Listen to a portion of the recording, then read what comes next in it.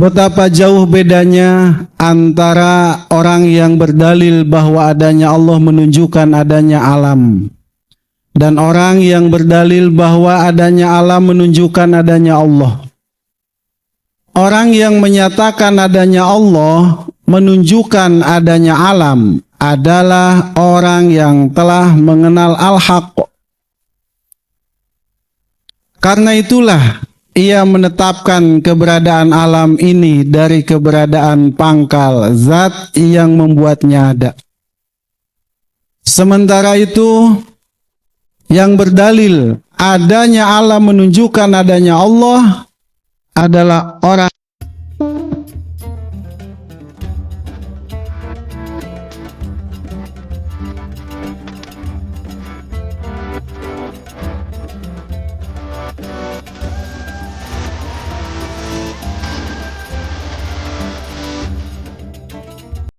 Assalamualaikum warahmatullahi wabarakatuh.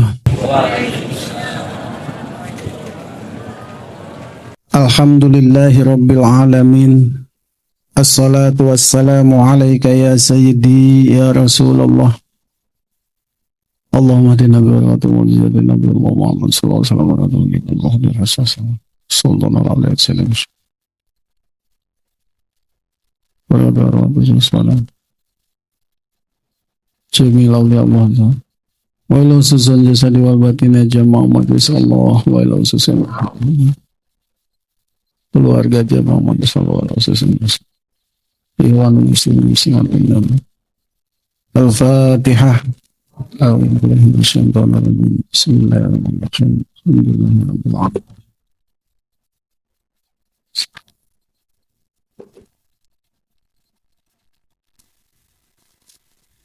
Hikmah ke-29. Bismillahirrahmanirrahim.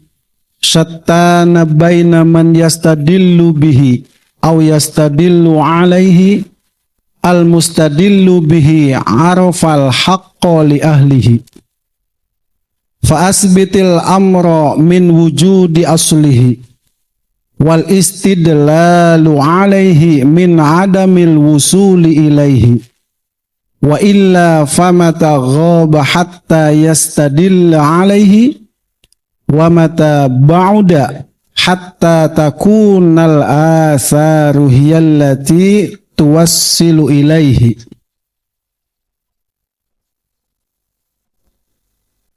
Betapa jauh bedanya antara orang yang berdalil bahwa adanya Allah menunjukkan adanya alam, dan orang yang berdalil bahwa adanya alam menunjukkan adanya Allah.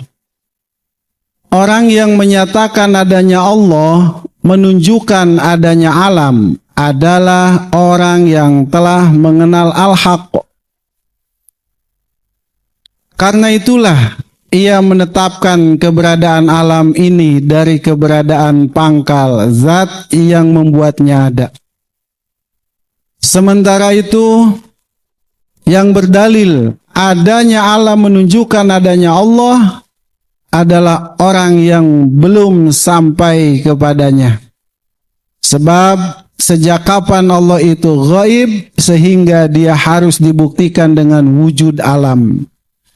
Dan kapan Allah itu jauh sehingga semesta ini harus menjadi pengantar menuju Allah. Hikmah ini menjelaskan tentang dua sudut pandang manusia yang berbeda. Yang pertama adalah orang yang meyakini adanya Allah tanpa perlu adanya sebab, tanpa harus melihat semesta, tanpa harus melihat apapun selain daripada Allah. Dan ada juga orang yang meyakini adanya Allah sebab adanya makhluk.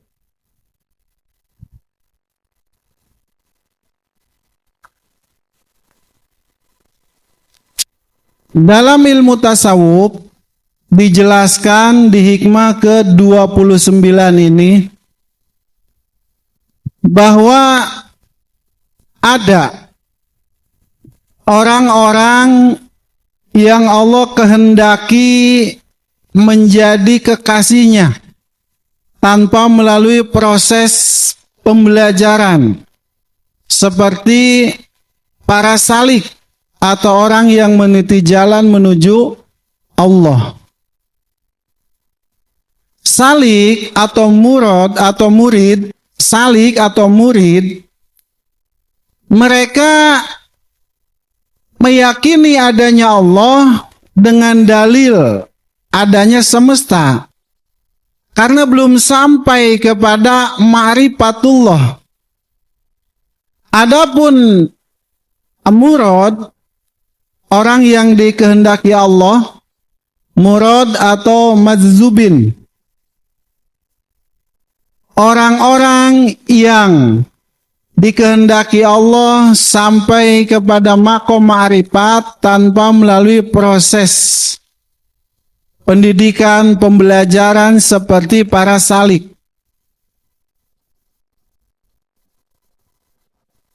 Para kekasih Allah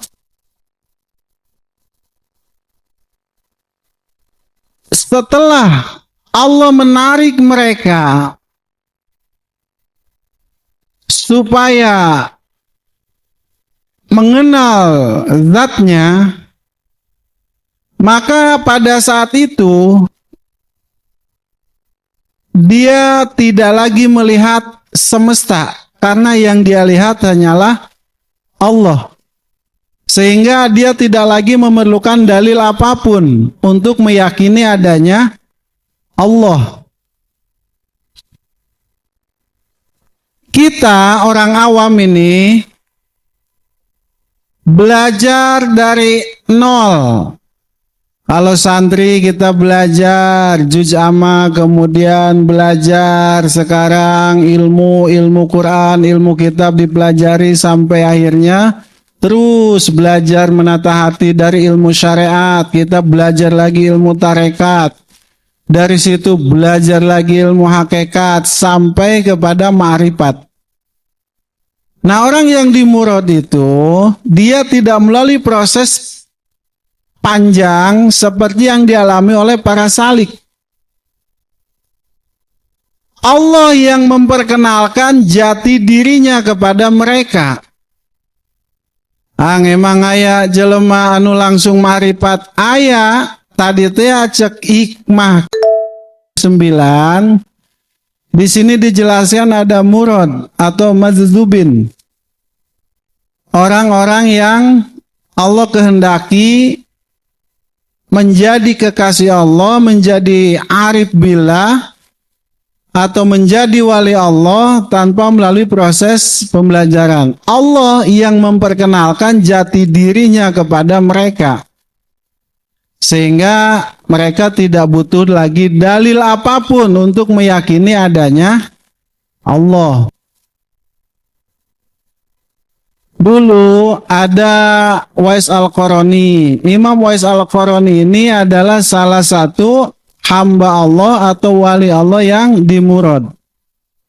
Ada juga Syekh Fudail bin Iyad. Syekh Fudail bin Iyad ini salah satu wali Allah yang dimurad. Jadi yang dimurad itu adalah Allah yang memperkenalkan jati dirinya kepada hamba tersebut. Bukan hamba itu yang melalui proses perjalanan panjang untuk bisa mengenal Allah. Kemudian juga ada Syekh Ibrahim bin Adham. Kalau kita kaji riwayat Imam Wais Al-Qarani, siapa guru beliau? Beliau itu semasa dengan Rasulullah, tapi tidak pernah jumpa dengan Nabi. Maka beliau dikatakan tabi'in. Tidak ada dalam sejarahnya atau riwayat hidup, biografi Imam Wais Al-Qarani bahwa beliau itu mempunyai guru. Terus bagaimana cara Allah membimbing dia? Allah langsung yang membimbing para kekasih Allah yang dimurad. Termasuk Syekh Ibrahim bin Adam. Siapa gurunya? Beliau itu seorang raja. Sampai akhirnya kemudian Allah memperkenalkan jati dirinya kepada Syekh Ibrahim bin Adam. Beliau tinggalkan semua kerajaannya. Beliau tinggalkan semua kemewahan. Hijrah ke Mekah, dan di Mekah beliau menjadi ulama besar, menjadi gurunya para ulama. Syekh Fudail bin Iyad, beliau seorang pendosa yang menjadi gurunya para ulama. Kok bisa tadi dimurad? Allah yang memperkenalkan jati dirinya kepada Syekh Fudail bin Iyad. Lantas bagaimana mereka bisa sampai kepada makom tertinggi di sisi Allah, menjadi kekasih Allah tanpa melalui proses bimbingan guru lahiriah? Orang yang dimurad itu tidak mempunyai guru lahiriah. Kenapa? Karena Allah langsung yang membimbing mereka. Jadi kalau kita bertanya, sekarang masih ada nggak orang yang dimurad sampai hari kiamat? Mereka akan senantiasa ada dari generasi ke generasi. Cuma orang yang dimurad ini jarang yang diberi tugas oleh Allah untuk membimbing umat. Seperti Imam Uwais Al-Qarani, beliau itu tidak diberi tugas untuk mengajarkan manusia. Ya sudah, pangkat kewaliannya ya untuk beliau sendiri. Ada nggak biografinya dijelaskan? Imam Uwais Al-Qarani mempunyai murid, punya jamaah, punya majelis, punya masjid? Enggak ada. Tapi ada juga wali Allah itu yang dimurad itu diberikan tugas untuk membimbing manusia kembali kepada Allah, seperti Syekh Fudail bin Iyad. Beliau dulunya adalah seorang bajingan, perampok. Kemudian Allah beri hidayah, Allah beri taufik. Beliau sadar, Allah kenalkan jati dirinya kepada Syekh Fudail bin Iyad sampai akhirnya dia menjadi wali besar, dan setiap kalamnya banyak kita temukan di dalam kitab. Kok bisa Syekh Fudail bin Iyad yang notabene bukan santri, tidak pernah belajar ilmu agama, tapi bisa membimbing para ulama? Nah, Allah sedang menunjukkan kemahabesarannya dengan fenomena-fenomena seperti ini. Sehingga kenapa ada orang yang dimurad? Padahal ada banyak para salik yang ingin sampai kepada Allah dengan tertatih-tatih tapi susah. Kok ini yang dimurad enak banget? Tidak belajar ilmu tarekat, tidak belajar ilmu tasawuf, kok langsung ma'rifat? Allah itu sedang mengajarkan kepada kita bahwa Allah itu maha berkehendak. Allah itu maha berkuasa. Atau amun gitu mata adil, iya batur capek ayang marifat. Dulu pet nyawa tici anjur datang ke dia hayang jadi wali Allah, tapi gening teu bisa-bisa. Eta nu dimurad HS doang jadi wali kumaha caritana. Nah, iyalah kamahaadilan Allah. Allah sedang menunjukkan kepada manusia bahwa Allah itu maha berkehendak. Allah itu maha kuasa, tidak ada yang tidak mungkin bagi Allah. Dan pelajarannya bahwa supaya para kekasih Allah yang dikasab Mereka tidak jumawa, tidak bangga diri, tidak sombong dengan pangkat mereka. Kenapa? Karena sejatinya ma'rifatullah itu tidak bisa dikasam. Ma'rifatullah itu adalah hak prerogatif Allah yang Ia berikan kepada siapapun yang Allah kehendaki. Syekh Fudail bin Iyad kemudian menjadi gurunya para ulama. Beliau berdakwah menghantarkan jiwa-jiwa manusia kepada Allah. Masih ayat yang orang yang seperti Syekh Fudail bin Iyad ada sampai detik ini, orangnya masih ada. Dan seperti itu seterusnya. Bahkan saya pernah dengar dari guru saya sendiri, beliau pernah baca kitab, di kitab itu dijelaskan bahwa orang seperti itu yang mendapatkan karunia dari Allah, muncak haji boy imam menakna Allah. Ini kata guru ya.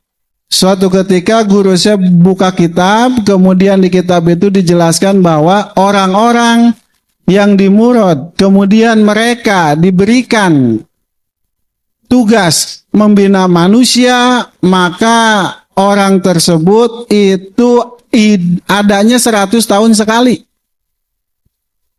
Nah 100 tahun sekali, etage umpama ayeuna ya di mana? Nanti 100 tahun kemudian Allah hadirkan lagi dengan orang yang berbeda, pangkat yang sama. Sama-sama dimurad, sama-sama diberi tugas membina umat, menyelamatkan manusia, mengantarkan jiwa manusia kepada Allah. Nah itu nanti diadakan lagi oleh Allah 100 tahun sekali. Ini kata guru saya.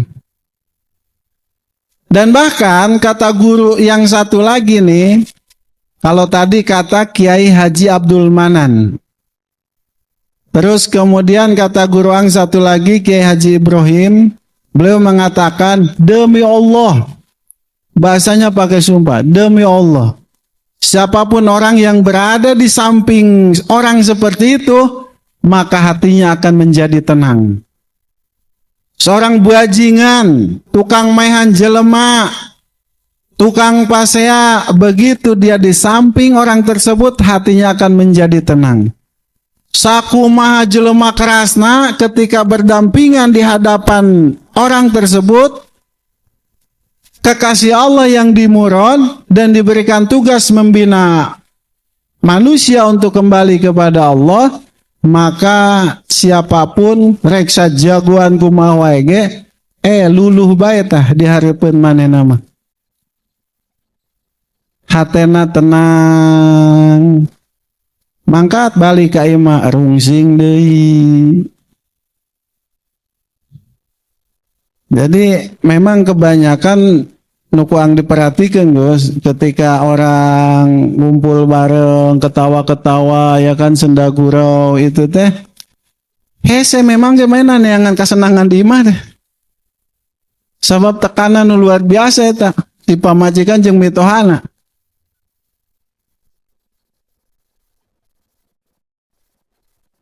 Kenapa kok bisa?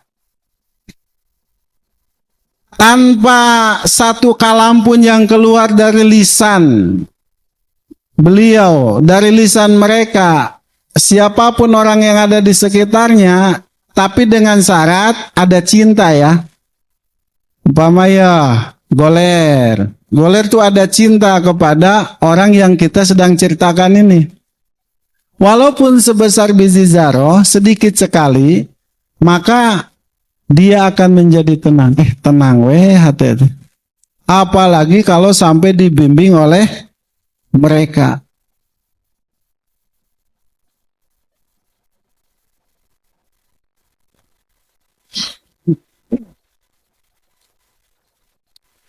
Jadi itu ada, sampai detik ini pun ada dan akan selalu ada. Nanti kalau dia sudah tiada, Allah akan hadirkan lagi teuing di negara mana, di tempat nu mana. Cuma yang jelas orang-orang seperti mereka adalah orang yang diistimewakan oleh Allah, orang yang dispesialkan oleh Allah, menak Allah, seperti Syekh Fudail bin Iyad. Dan mereka biasanya tidak netap hanya di satu tempat. Syekh Ibrahim bin Adam itu pindah-pindah. Budak umpama di dia dakwah geus boga jamaah tinggalkeun gitu tah. Dakwah deui loba di jamaah ke pindah deui. Kos gitu Syekh Ibrahim bin Adam, dan beliau adalah salah satu orang yang dimurad oleh Allah dan diberikan tugas untuk membimbing manusia. Nah kembali sampai detik ini pun orangnya ada nanti terus dia bergenerasi. Regenerasi engke 100 tahun ayana di mana wallahu alam. Maka kata Ang, kalau Allah takdirkan, bila Allah takdirkan kita bisa bersama mereka, cinta kepada mereka dan mereka pun mencintai kita, maka demi Allah, andai dunia dan seisinya ini milik kita, kita persembahkan kepada Allah sebagai rasa syukur kita. Telah Allah dekatkan, telah Allah hadirkan hati kita di dalam hati orang tersebut, maka dunia dan seisinya ini tidak akan bisa membayar nikmat yang luar biasa itu. Terus di mana tuang ayana ayeuna nu jelas mah lain di Karawang. Ting di mana wallahu alam. Mereka adalah orang-orang yang sangat dicintai Allah. Mereka adalah para kekasih Allah. Orang-orang yang hatinya bersih dari iri, ria, dengki, sum'ah. Enggak ada di hati mereka itu penyakit. Mereka mewarisi akhlaknya Rasulullah. Bila Rasulullah kita lihat,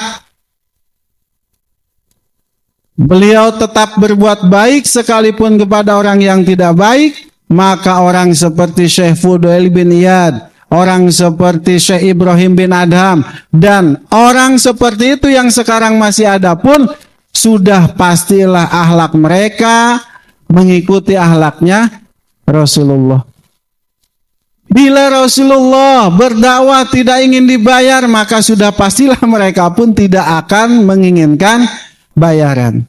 Bila Rasulullah tidak mau menerima atau memakan uang zakat termasuk uang sedekah, maka mereka pun tidak akan pernah sudi untuk memakan uang zakat dan sedekah.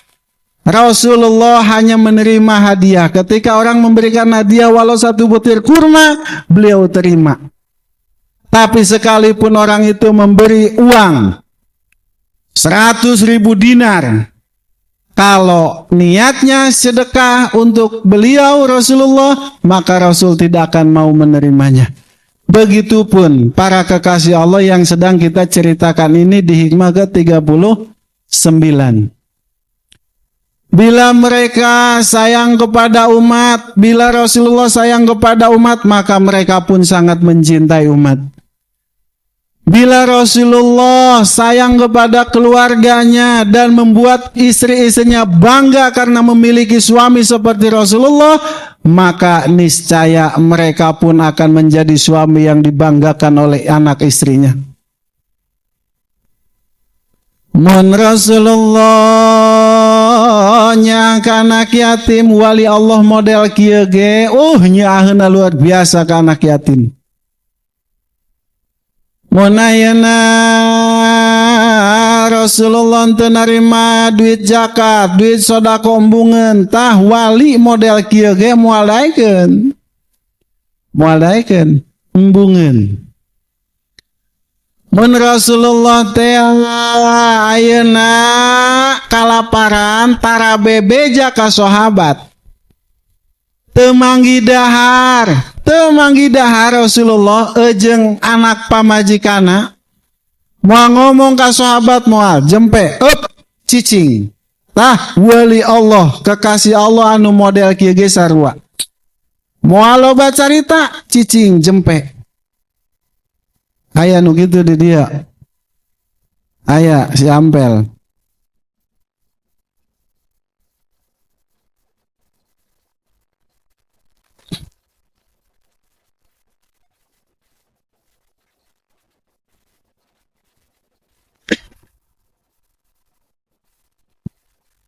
Rasulullah lapar, di sampingnya sahabat yang kaya raya, tapi beliau tidak akan bicara. Bahkan di dalam kitab An-Nawadir halaman 33, dalam kitab An-Nawadir halaman 33 dijelaskan, dikisahkan, suatu ketika Rasulullah datang ke Sayyidah Fatimah. Beliau menemui anak cucunya yang sedang kelaparan. Yes, Sayyidah Fatimah ternyata sudah 3 hari belum makan. Ya Rasulullah, wahai ayahanda, sesungguhnya kami sudah 3 hari belum makan. Kemudian Rasulullah mengangkat bajunya. Apa yang didapati di balik kain beliau? Batu yang diikatkan ke perut Rasulullah. Fatimah, 3 hari kalian belum makan, 4 hari sudah aku belum mendapatkan makanan. Ternyata Rasulullah 4 hari belum makan. Beliau diam, tidak bercerita kepada sahabat Sayyidina Abu Bakar, Sayyidina Umar, Sayyidina Utsman, tidak bercerita. Kenapa tidak bercerita? Karena bagi Rasulullah lapar bukanlah masalah. Begitupun menurut dan pandangan wali Allah yang dimurad, lapar bagi mereka bukan masalah, sehingga apa urusannya harus bercerita kepada orang-orang terdekatnya.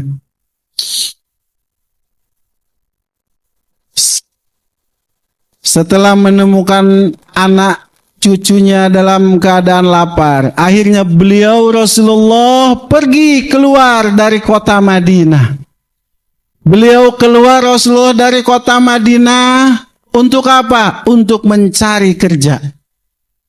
Ditemukan ada seorang Yahudi yang sedang menimba air. Kemudian Rasul bertanya, wahai Tuan, dikulikeun moal. Oh sok mangga, silakan. Kalau boleh biar aku yang menimba. 1 timbaan itu dikasih upahnya 3 butir kurma. Setiap 1 timbaan Rasulullah itu diberi hadiah 3 butir kurma oleh orang Yahudi. Orang Yahudi ini tidak tahu kalau itu Rasulullah. Timbaan pertama, kedua, ketiga, sampai 8 timbaan. Ke-9 timbaan itu jatuh, putus. Sumurnya dalam, Pak. Yahudi ini marah. Sampai akhirnya beliau gampar itu muka Rasulullah. Setelah digampar, Rasulullah meminta maaf. Mohon maaf Tuhan, ini kesalahan hamba. Singkat cerita, sumur yang begitu dalam, ini Rasulullah memasukkan tangannya di atas, timba anak itu keangkat deh, rapi lagi seperti sedia kala. Orang Yahudi ini kaget bukan kepala, loh kok bisa? Ini nggak mungkin. Dalam hatinya berkata, jangan-jangan ini Muhammad. Setelah mendapatkan 24 butir kurma, 8 kali 3 itu, beliau pulang, kembali ke Madinah, menyuapi Sayyidina Hasan dan Sayyidina Husain.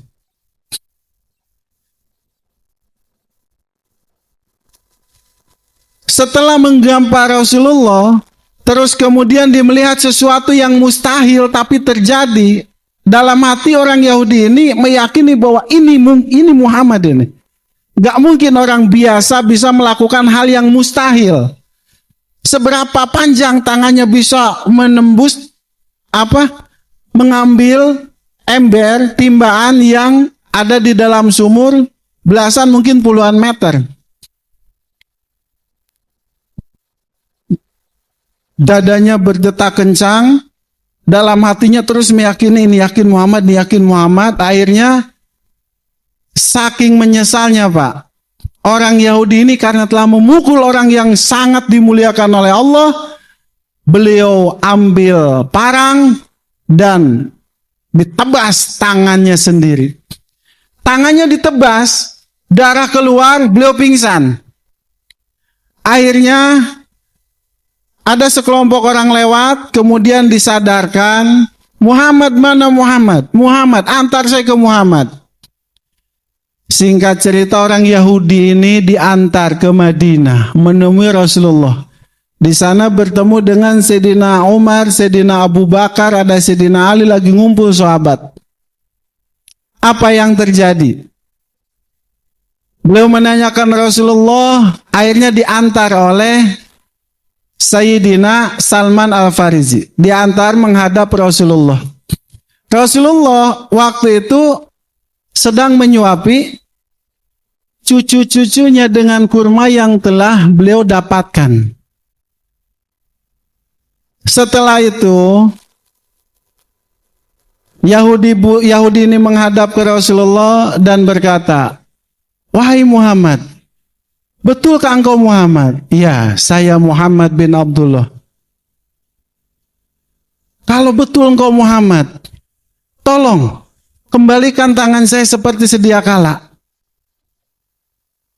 Akhirnya kata Rasulullah, kalau sampai tanganmu normal kembali, apakah kau mau masuk Islam? Saya bersyahadat sekarang juga. Akhirnya atas izin Allah, ini tangan nih umpama nih, dia megang tangan sebelahnya pakai tangan sebelahnya. Diambil Rasulullah, disatukan, diusap, bismillah, tangan itu normal lagi. Itu salah satu mukjizat Rasulullah. Kemudian orang Yahudi ini bersyahadat masuk Islam. Nah, hikmahnya apa dalam kisah ini? Bahwa Rasulullah dalam kondisi sesulit apapun, beliau tidak mau merepotkan umatnya. Beliau tidak mau merepotkan sahabat. Bayangkan seorang khalifah, pimpinan umat muslim dunia, menahan lapar 4 hari, sedang di sekitarnya tidak sedikit sahabat yang kaya raya. Bukan sahabatnya yang pelit, Pak. Sahabat itu sering memberi hadiah kepada Rasulullah, tapi Rasulullah langsung membagikan lagi kepada fakir miskin. Jadi jangan dipikir sahabat itu cuek kepada Rasulullah. Beliau banyak ngasih hadiah, bahkan ada yang memberikan semua hartanya kepada Rasulullah. Apa yang Rasulullah lakukan? Harta itu kemudian dibagikan langsung kepada fakir miskin. Seperti itulah Rasulullah tidak pernah mementingkan dirinya. Setiap beliau mendapatkan uang, mendapatkan harta, beliau bagikan. Maka kita saksikan seorang raja, seorang nabi, seorang manusia besar yang Allah muliakan, dan tidak ada manusia di dunia yang melebihi kemuliaan beliau, meninggal tidak meninggalkan warisan harta. Betul. Menang ya ayah numere, sahabat ngasih hadiah, dibagikan ke fakir miskin.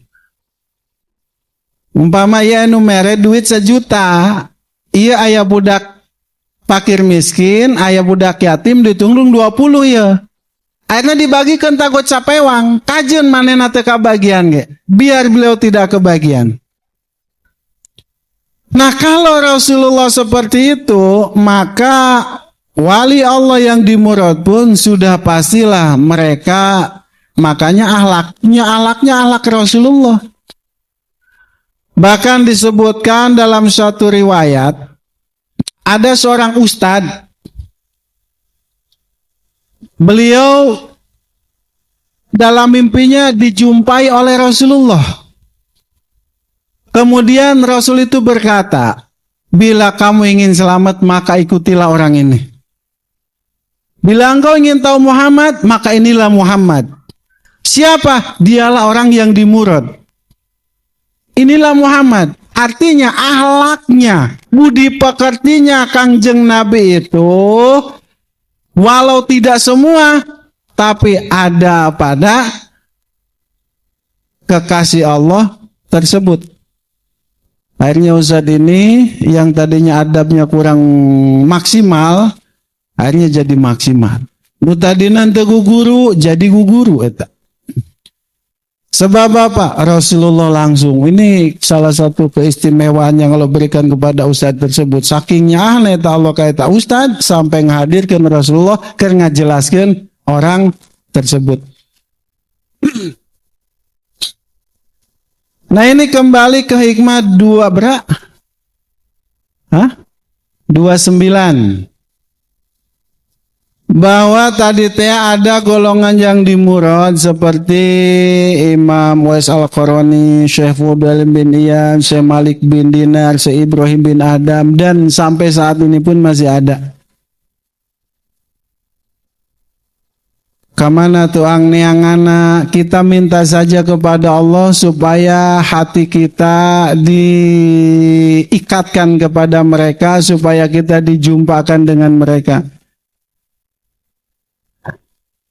Karena mereka orang yang Allah cintai, Allah jaga, kemudian Allah lindungi, Allah sayang sekali kepada mereka, karena mereka pun sangat mencintai Allah, sehingga tadi tersimpan di dada mereka para kekasih Allah rahasia-rahasia ilahiyah yang akhirnya Allah sembunyikan mereka dari halayak banyak. Bahkan mungkin keluarganya pun tidak tahu. Bahkan mungkin anak istrinya pun tidak tahu. Atau mungkin orang tuanya, kakak, adik, iparnya, mertuanya mungkin tidak tahu bahwa orang tersebut adalah kekasih Allah yang dispesialkan oleh Allah. Nah, akhlaknya mereka itu berakhlak kepada akhlaknya Rasulullah. Masya Allah. Kamana neang anu kitu budak? Mugi Allah maparina nikmat ka urang sadayana tiasa ayeuna babarengan jeung wali Allah model kitu.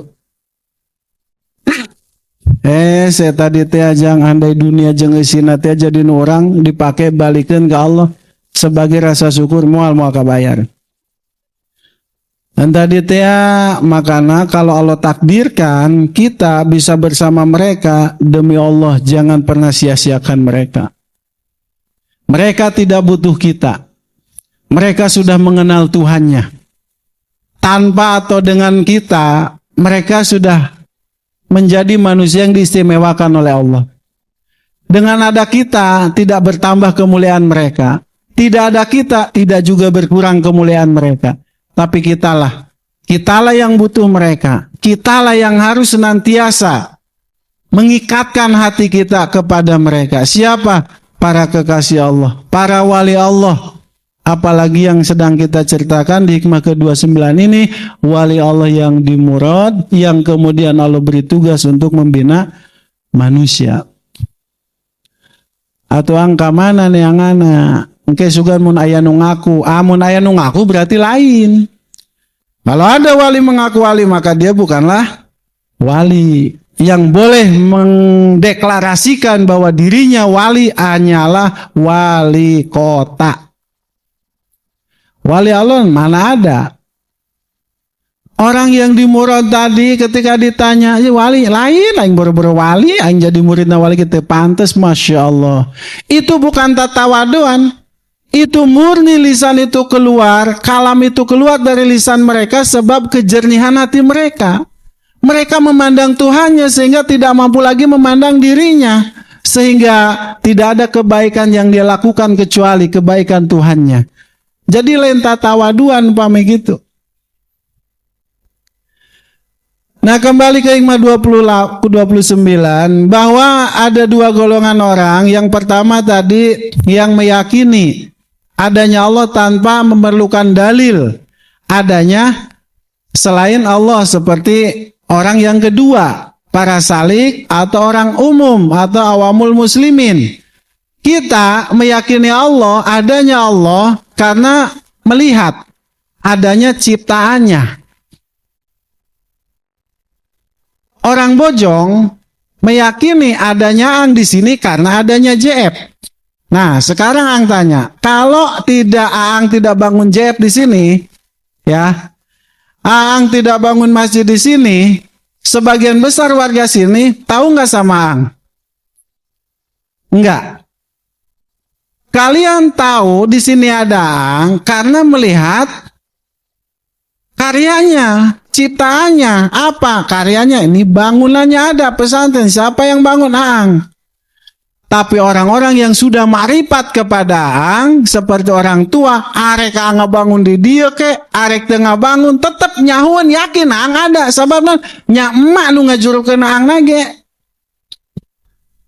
Tanpa perlu tahu ma ilm, ngebangun apa hente, tanpa perlu melihat pakaiannya, tanpa perlu tahu karyanya, ma ilm itu tahu ang itu ada. Tela tawang itu ada, Asia itu tawang ada, saudara ang itu tawang ada tanpa harus melihat apapun yang ada di sekitar ang atau apapun yang menjadi hak milik ang. Jelas dah? Orang yang belum kenal, maka siapa itu yang bangun pondok? Oh, ada pesantren di mana? Di Bojongsari. Siapa yang bangun? Ngoki Firdaus. Oh, baru kenal nama dia. Tapi kan pesantrennya sudah kelihatan, namanya baru udah kenal, belum tahu rupanya. Ngilu ngaji malam Jumat. Oh, gening iya ang teh. Baru tahu setelah jumpa. Marifat belum? Belum, dia baru marifat. Asma dan marifat af'al, encan kana marifat sifat, marifat kumaha sifat aang, kumaha sikapaang, naon karesepaang. Pakarya geus marifat karesepaan cau raja bulu, makana sok mawakeun nya. Sebenarnya mah kabeh ge nyaho. Nganu mawakeun paling hiji dua. Ta eta nyam paham nya diamalkeun. Eta ilmu nu penting pengamalanna. Nah itu dulu, barangkali ada yang mau tanyakan.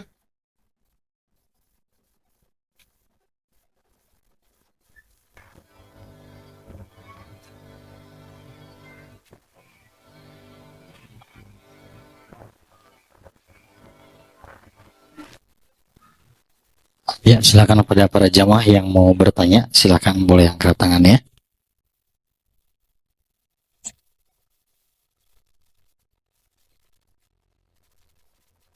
Sekali lagi yang mau bertanya boleh angkat tangannya kepada para jamaah.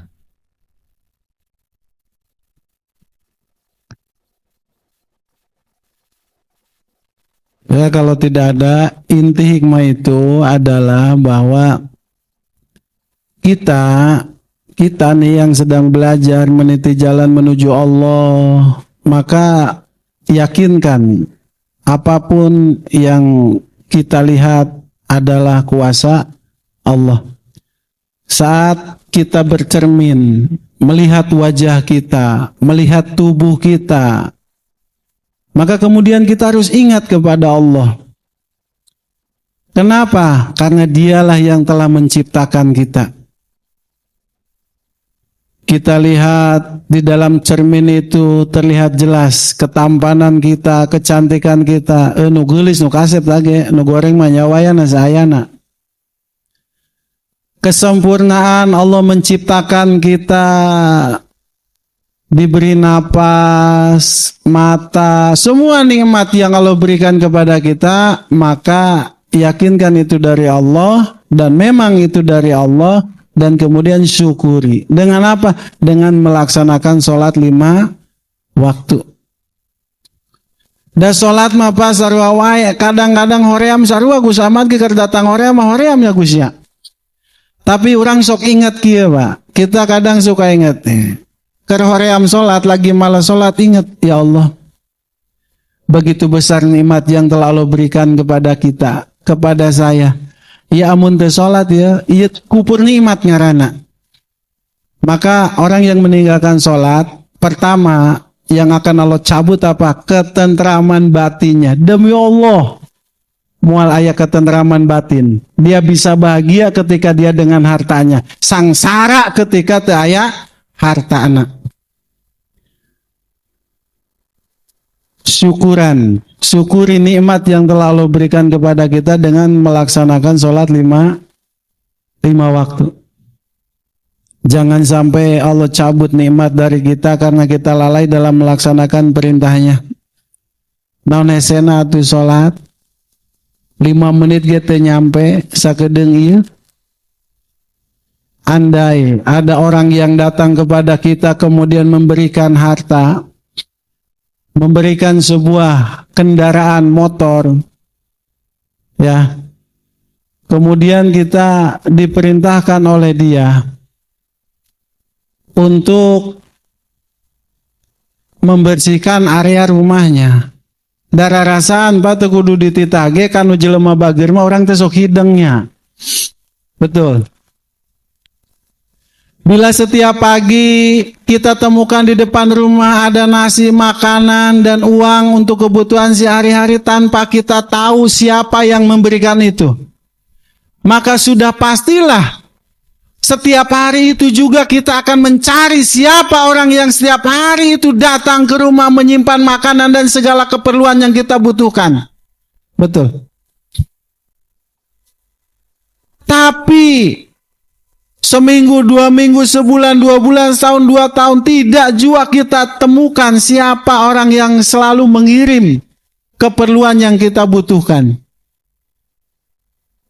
Dan selama itu pula kita akan terus mencari mereka. Bagaimana dengan Allah?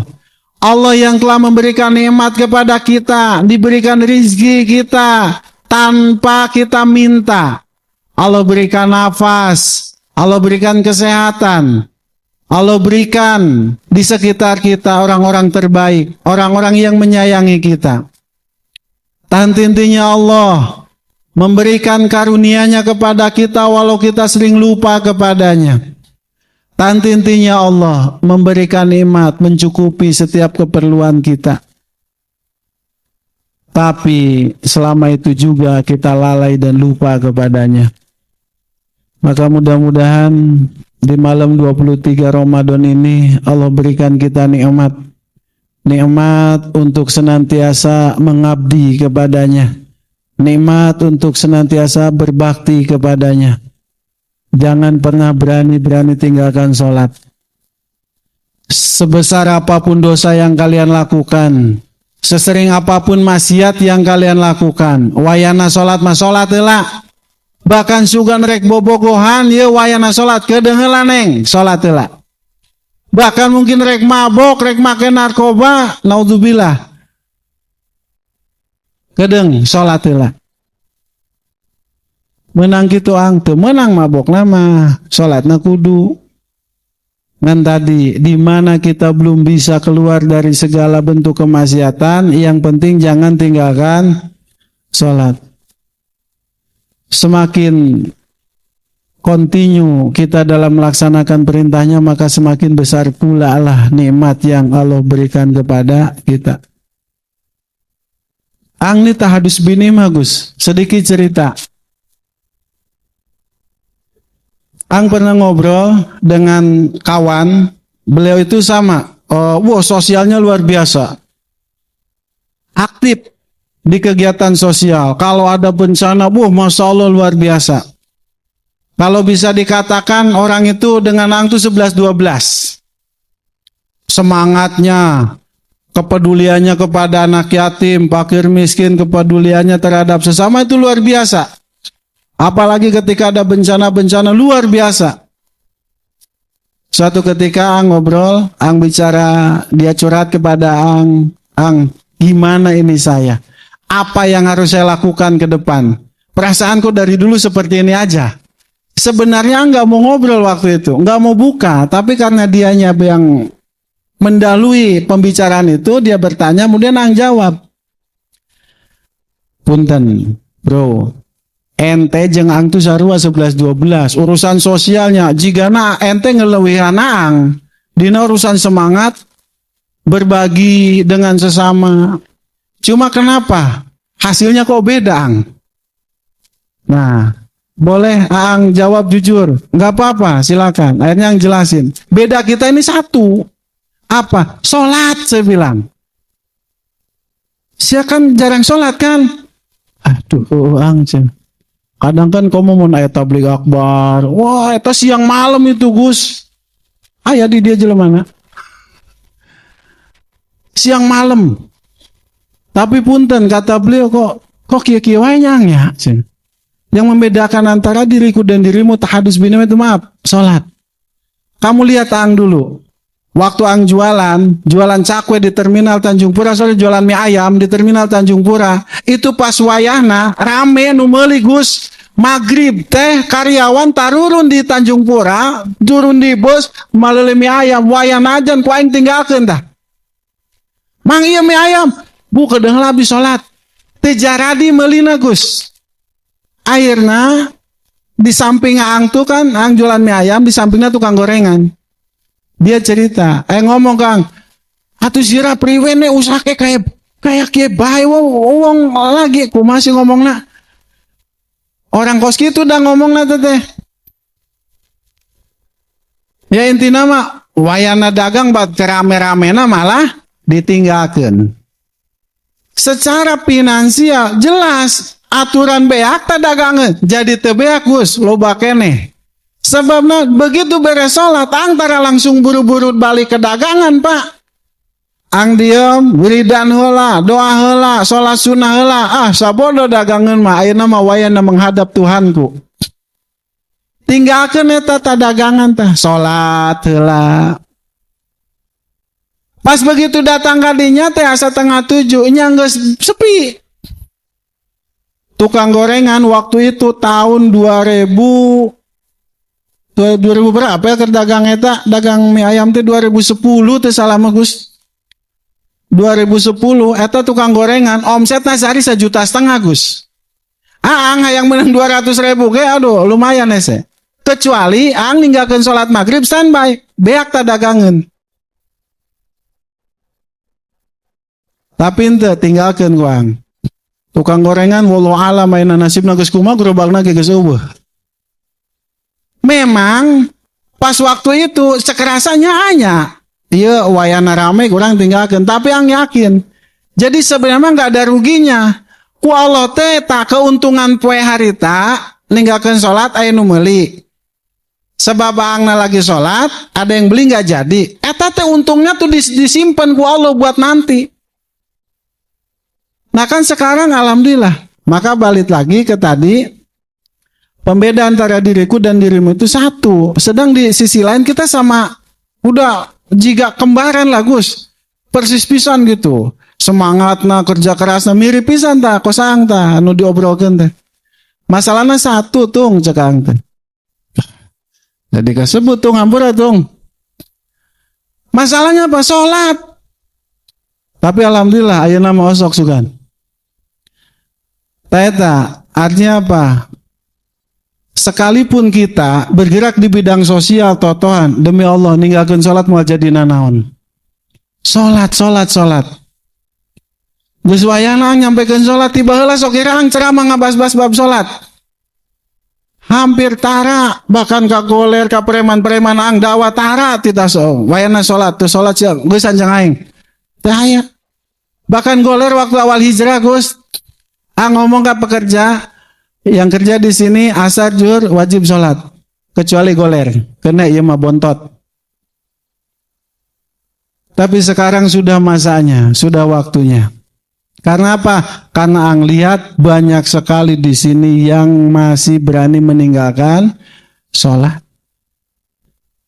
Mudah-mudahan Allah takdirkan kita, Allah berikan kita nikmat supaya bisa jadi hamba Allah ngalaksanakeun salat 5 waktu tiap ayeuna waktu salat sehingga Allah ngajadikeun urang jelema anu slamet dunia jeung akhirat. Wallahu a'lam. Dah itu saja ya. Ada yang tanyakan? Enggak ada? Ya udah cukup. Udah jam berapa ya? Jam 12 lewat. Yang mau ijazah, wudu sama zikir nanti silakan ke rumah. Tapi jangan ini kalau ijazah gini, umpama ini blok mana? Oh khusus ieu mah kumpulana jamaah Mareleng. Ya berarti engke pas menghadap ang khusus tak Mareleng KB gitu Gus. Supaya ulah acak-acakan. Nanti gantian, oh iya blok sengon KB gitu. Naon sih make ijazah ya? Ijazah teh ayeuna naon ngaranna izin atau ngaranna teh otorisasi atau ente lisensi. Jadi supaya orang teh sanadna nyambung ka guru, sanad ilmu atau sanad zikir nyambung ka ilmu ti guru, terus ka guru nadi nepi ka Rasulullah, nepi ka Jibril, nepi ka Allah Subhanahu wa taala. Ya itu saja. Mohon maaf lahir dan batin. Semoga Allah satukan kita semua dalam ikatan cinta, cinta yang senantiasa menjadikan kita selalu bersama di dunia maupun di akhirat. Allahumma sholli ala sayyidina Muhammad wa ala ali sayyidina Muhammad wa sallallahu rasulillahi ajmain. Amin ya Allah ya rabbal alamin. Allahumma khtim lana bil Islam wa khtim lana bil iman wa khtim lana bil khair wa khtim lana bis sa'adah wa khtim lana bi husnil khatimah. Ya Allah biha, ya Allah biha, ya Allah bi husnil khatimah. Allahumma khtim lana bil Islam wa khtim lana bil iman wa khtim lana bi husnil khatimah. Ya Allah biha, ya Allah biha, ya Allah bi husnil khatimah. Allahumma khtim lana bil Islam wa khtim lana bil iman wa khtim lana bil khair wa khtim lana bis sa'adah wa khtim lana bi husnil khatimah. Ya Allah biha, ya Allah biha, ya Allah bi husnil khatimah. Semoga Allah senantiasa ridho kepada kita semua. Jamaah yang lagi sakit, Allah angkat penyakitnya. Yang kurang ekonominya, yang kurang duitnya, semoga Allah cukupi semuanya. Nu boga hutang diberesan hutangna ku Allah. Anu boga urusan sing bareres urusana. Mugi Allah ridho sudi nyelamatkan orang sadayana dunia jeung akhirat. Allahumma shalli ala sayyidina Muhammad. Barakatul Quran al-Fatihah. A'udzubillahi.